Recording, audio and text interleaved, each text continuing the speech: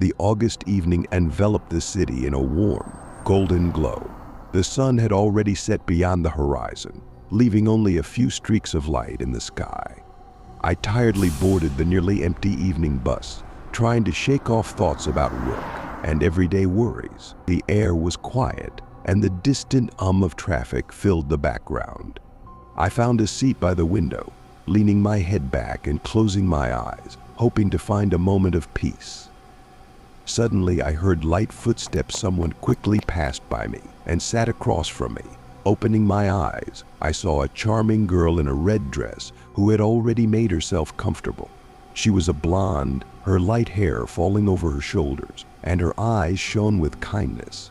Her image was like something from another era.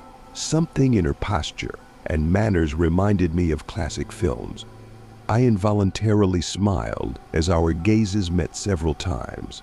The bus was quiet, and only the soft hum of the engine broke the silence. Her presence made this ride more pleasant, and I decided that if she got off at my stop, I would definitely introduce myself. The bus came to a stop, and the girl stood up.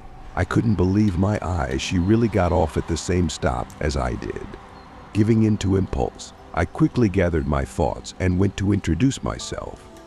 The air was filled with a sweet scent of flowers, mixed with the aroma of street food from a nearby cafe.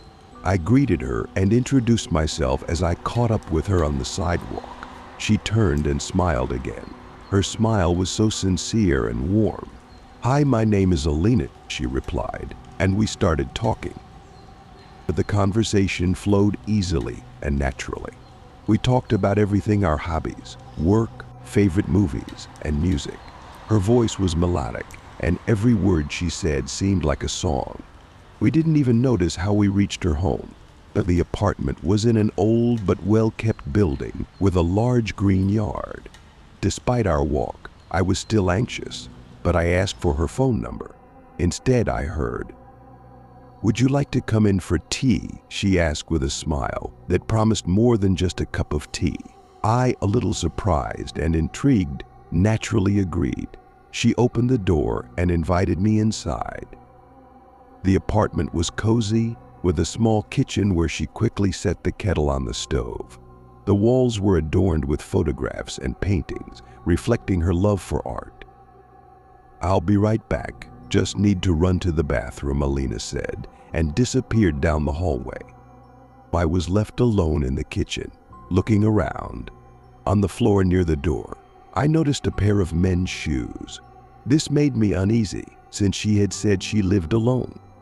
My thoughts were interrupted by the sound of water boiling in the kettle. Suddenly, Alina came out of the bathroom, now in home clothes, and with her hair let down. I couldn't hold back and ask, "Whose shoes are these?"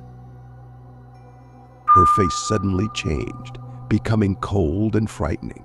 She silently closed the kitchen door and unexpectedly grabbed a knife from the shelf.